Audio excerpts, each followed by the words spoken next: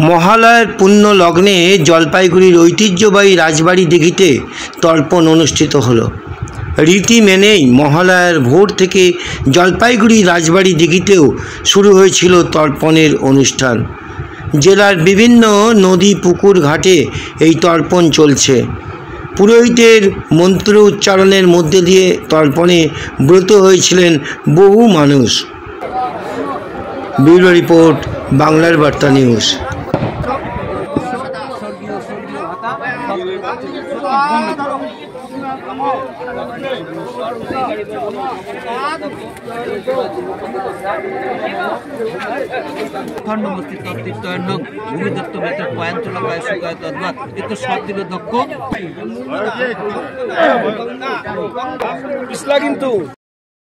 নাম সুজিত রায় কর্মকার। কি করলেন আজকে? আমি পিতৃ তর্পণ করলাম এখানে। আমি অনেক বছর ধরেই করি, এখানে এই রাজবাড়ির ঘাটেই করি। আর এখানে করা বলতে শাস্ত্রীয় মতে পুরোহিতরা এখানে থাকেন, ওনারা মন্ত্র পড়েন আর আমরা পূর্বপুরুষের উদ্দেশ্যে জল দেই।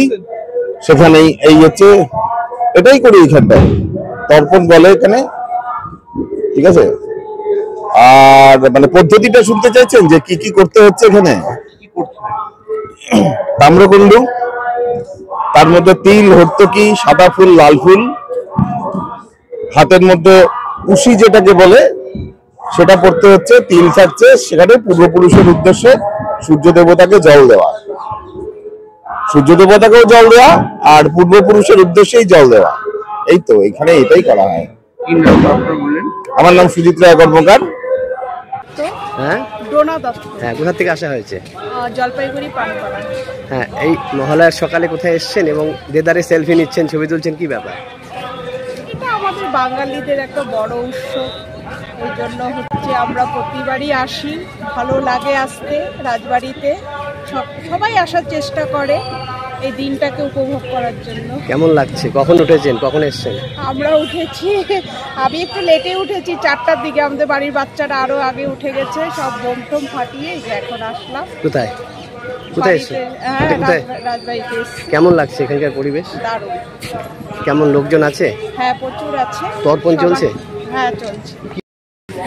শুভ মহালয়া, সবাইকে জানাই সুস্বাগতম। আজ পিতৃপক্ষের শেষ, মাতৃপক্ষের শুরু। পিতৃপক্ষ গত 15 দিন ধরে আমাদের হিন্দু শাস্ত্র মতে তর্পণ আদি চলছে। তো আজকেও তর্পণ আছে, শেষ তর্পণ।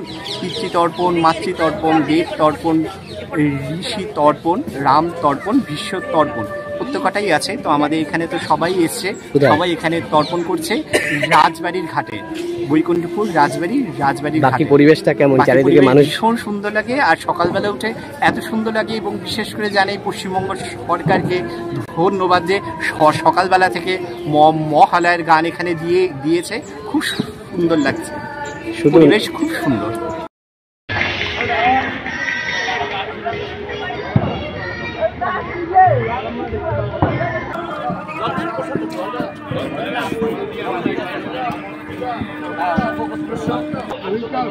Thank you.